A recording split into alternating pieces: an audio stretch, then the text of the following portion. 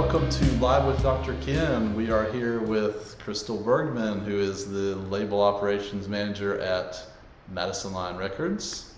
Glad to see you, Crystal. I'm here with you often because I am the president of Madison Line Records, but I just wanted to talk to you today about your exciting role at Visible Music College, doing events coordination, and maybe talk to people about some do's and don'ts, tips and tricks, good times and bad times of event coordination. We have about a 12-minute show live with Dr. Ken. Welcome, Crystal Bergman. Oh, you're muted. Oh no, we need hair and makeup. We need the audio team. Come on, come on. Well, I didn't have any event coordinator for this I know. this Gosh, interview, you so sorry we couldn't come out to California and prep you Yeah, there. yes, exactly. Well, thank you so much, Dr. Ken, for having me. And I'm excited to give some tips and tricks on events today. I've been doing it for a long time, so I definitely have some. Where did you want to start? I mean, just let people know what I think about events or. Well, first thing, why don't you talk a little bit, just real quick, about yourself, like maybe a little bit of background and what you do at Visible and Madison Line Records. Okay, great. So my name is Crystal Bergman, for those of you who didn't hear that on the front end. And I am the operations manager at Madison Line Records, which is our in-house record label for Visible Music College. So we service Visible Music College students, staff, alumni, and any community member that is attached to one of our campuses across the globe, really, at this point.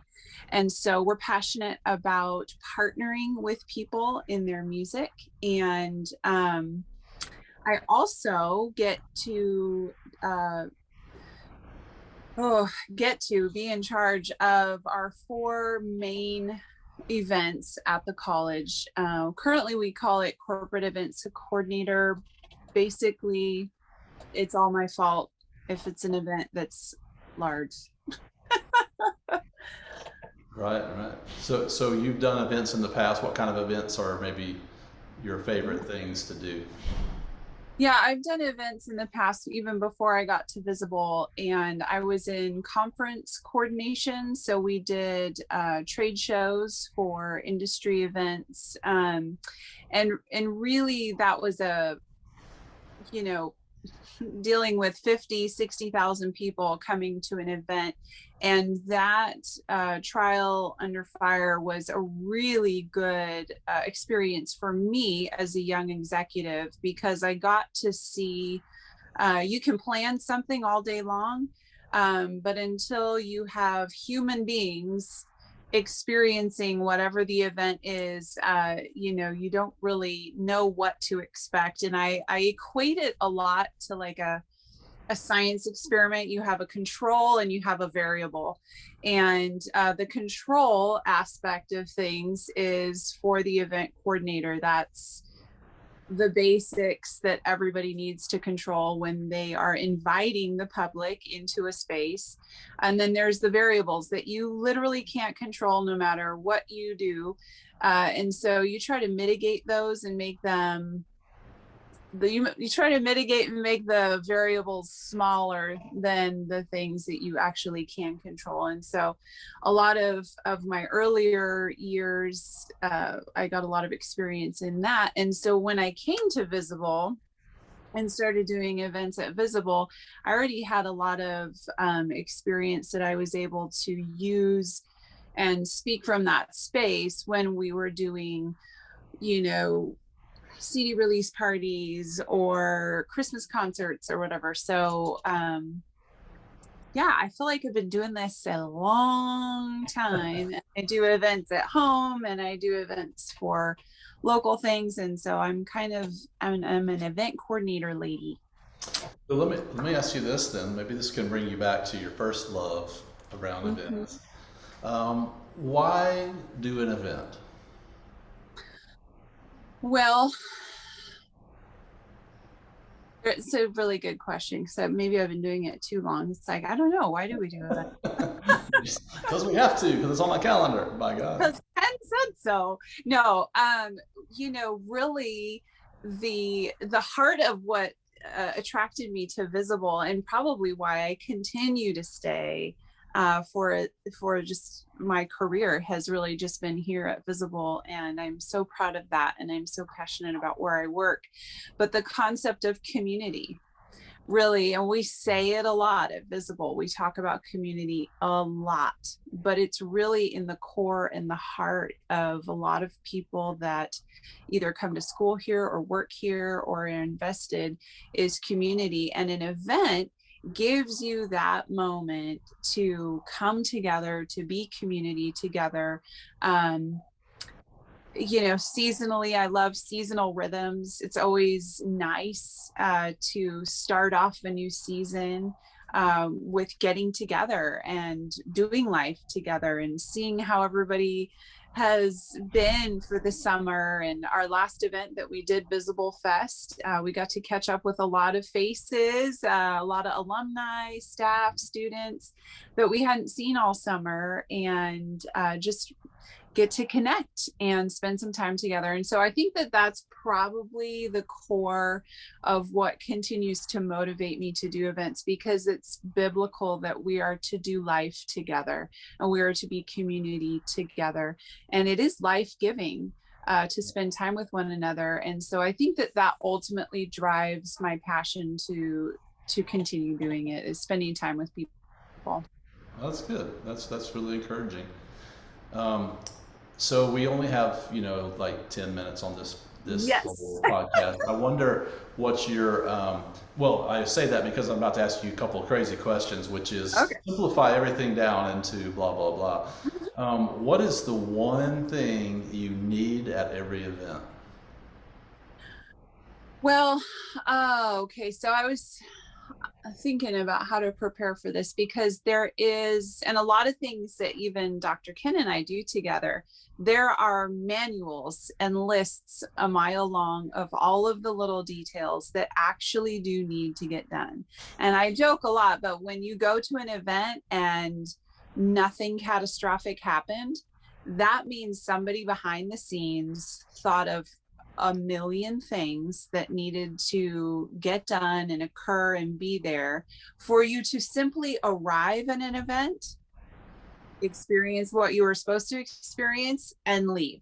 Like, that sounds crazy, but it's true that when you don't notice that the building is on fire or that there's no toilet paper anywhere, somebody thought about all that. So there is a lot of detail that goes into every single event that we do. But in general, the event coordinator, I think, needs to have a generic sense of calm about them, knowing that at the end of the day, what is important is relationships, and the fact that everybody was heard and taken care of in a reasonable way. Because when you do events long term, you cannot steamroll people. You cannot steamroll your volunteer staff. You need to take care of people. You need to hear people. You need to be able to hear, hey, that sucked. Let's make it better next time. So as an event coordinator and as a person who's putting on anything that more than maybe your spouse or your child would attend, you have to be calm. You also have to be willing to receive criticism, and that is tricky. I think there's a healthy way to receive criticism, and for you to open a platform to discuss things that went well and things that did not go well, always with the intention to make it better next time. So I think calm and taking care of your people is the most important thing about an event. I didn't expect that. It's a really good answer. One thing you need at an event: calm. Like, it will be okay. Yes. Okay, what if you had to narrow or just generalize down to three things that you do to get an event to happen that would help an audience of brand new beginner event people doing their own band events or something like that? What would be the three things you think might help? three stages of getting an event ready. Right. So we talk about this a lot when we do like a music business lab or we do any sort of training with our artists and with our students is we talk about the who cares. That's number one. Who cares that you're doing this event? There's events all the time, every day, everywhere you go. And so what about your event is going to make it worth all the stress that you're going to go through in order to get this event put on? So what? Who cares? And that might sound offensive. That might sound harsh, but you really need to think through that space. Okay, you're right. So what? So what that I do this? So what that I, hospitalize myself from stress over this event? What is it that you're trying to do? And if you cannot answer those questions, you shouldn't begin. You need to be able to determine that before you start, because it is a lot of work and there is a lot that goes into every single event. So to me, that's number one. So what, who cares? Also being realistic about obstacles that people may have to navigate through in order to get to your event. So don't assume that just because you have the event, people will come. You need to be an honest entrepreneur and you need to think about parking. You need to think about what time of day you're going to be having this. Are people going to be hungry? Is it dinner time or is it not? Is this venue or event going to have food? Is it going to have beverages? All of these factors really play into determining when, what time, so what, who cares about an event. I think the third thing is follow through. Making sure that whatever you've advertised, whatever you've determined as far as time, food, drinks, beverage, that you actually do those things. So you are not only promoting a band perhaps, or even yourself as a promoter, you need to be aware that what you say matters.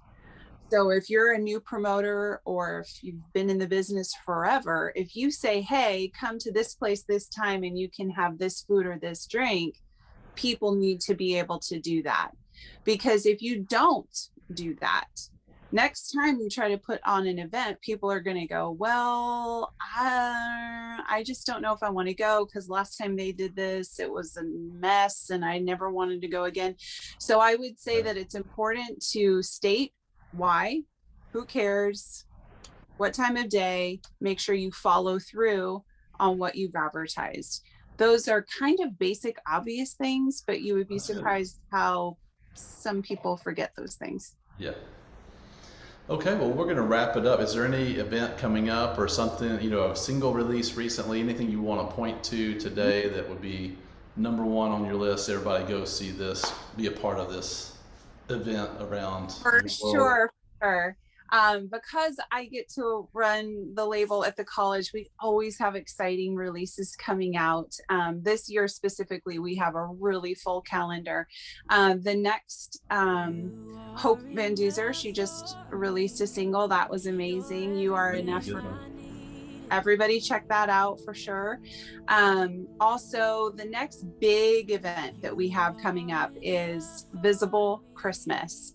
The theme this year is splendor, and we're going to start unpacking that as it is seasonally appropriate. Don't worry, we understand it's September. We're not going to start Christmas tunes tomorrow, but that's coming up, and it is our favorite time of year at the college. It's the most beautiful moment to naturally share about our love for the Lord and that He came as our Savior to the world. And it's just the most beautiful, special time of the year. And we get to express that in a musical way. And we just are always looking forward to it every year. So Black Friday, the record will be available, and then a Visible Christmas tour will follow. So stay tuned for that. Thank you so much. And if you're following up with Crystal Bergman, anytime you want to see more about what she's about, social media has Madison Line Records and MadisonLineRecords.com. And then, of course, keep checking in with me, Live with Dr. Ken, visible.edu for the college. And thank you so much, Crystal, for sharing about events. Let's all go have not bigger events. Let's have more relational, calm events, everybody. There we go. Let's make it happen and do what we say we're going to do. Exactly. Thank All you right. so much. Thanks, Ken. Bye-bye.